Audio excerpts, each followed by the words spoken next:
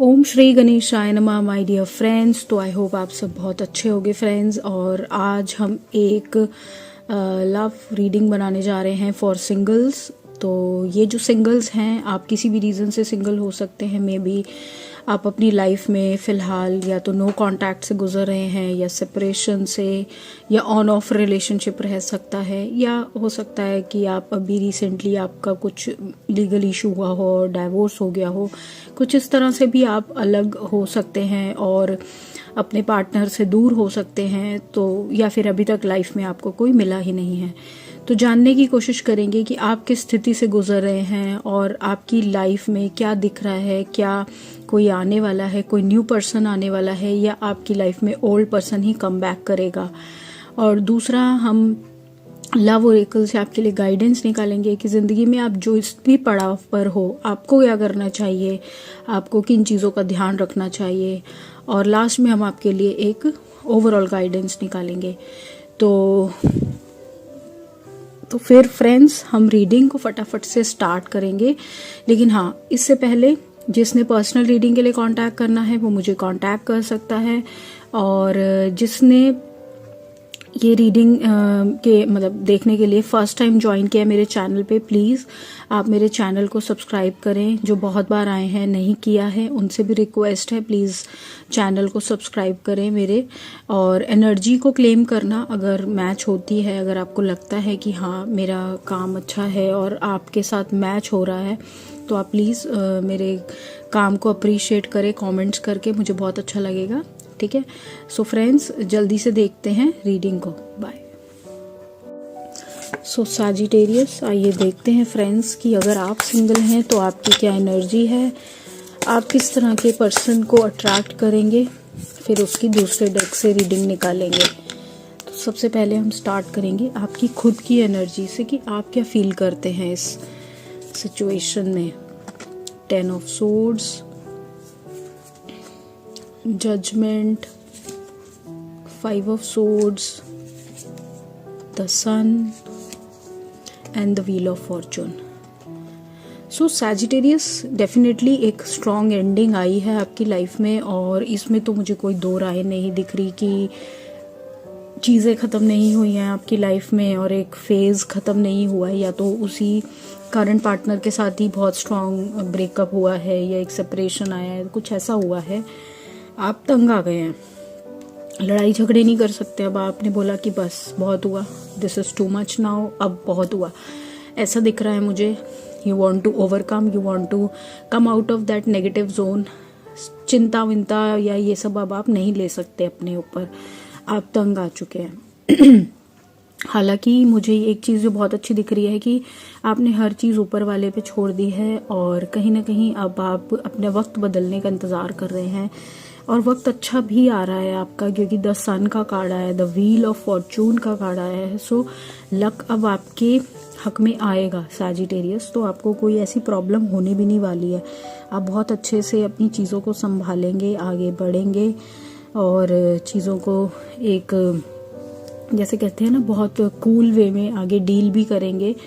लेकिन मतलब स्ट्रेस नहीं लेना चाहते आप, वो बहुत अच्छी चीज़ है।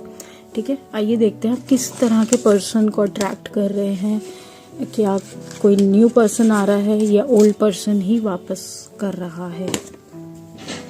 ठीक है, तो क्या है एनर्जी इस न्यू पर्सन की, या फिर एक्स की, या फिर सो सैजिटेरियस की लाइफ में किसकी एनर्जी है। 8 ऑफ एयर,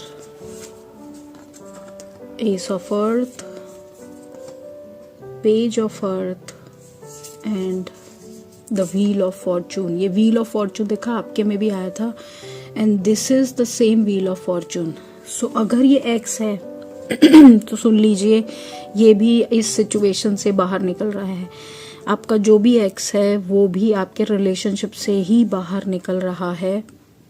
बाहर निकल के अपनी लाइफ में न्यू अपॉर्चुनिटीज़, न्यू चीज़ों को ढूंढ रहा है। आई थिंक उसको भी ऐसा लगता है कि हम आपके और उसके रिश्ते में अब बहुत ज़्यादा स्ट्रेस, कन्फ्यूजन, चिंताएं, फलाना ठिकाना हो चुका है और अब वो और नहीं सह सकता। सो बहुत ज़्यादा हो गया है और वो नहीं ये सब चीज़ें झेलना चाहता। सो अगर ये एक्स है सो डेफिनेटली बहुत स्ट्रांग है कि ये अपनी लाइफ में खुद आगे मूवमेंट पे है, आगे की तरफ देख रहा है, आगे के बारे में सोच रहा है, फ्यूचरिस्टिक है। बट हाँ, इस रिलेशनशिप में वापसी करना चाहता है। उसके तो मुझे कार्ड्स नहीं दिखे, बट नहीं, काफ़ी ज़्यादा इस टाइम ये मतलब अपनी ही उसमें है, एटीट्यूड में और उसमें है। और देखिए, अगर ये कोई नया पर्सन है तो मुझे आपकी तरफ एक न्यू पर्सन के आने के ज़्यादा चांसेस दिख रहे हैं, जो अपनी पुरानी चीज़ों को छोड़कर एक नई शुरुआत पर है, एक न्यू बिगिनिंग पर है, ज़िंदगी को एक नया मौका दे रहे हैं, ज़िंदगी को एक नए तरह से संभालना चाहते हैं, एक नया सूरज देखते हैं जैसे कहते हैं ना हम। तो न्यू पर्सन के मुझे ज़्यादा चांसेस लग रहे हैं इंस्टेड ऑफ कि आपकी लाइफ में ओल्ड पर्सन की वापसी के। ठीक है, मैं लव ओरेकल से देखती हूँ कि सैजिटेरियस आपको क्या गाइडेंस मिल रही है।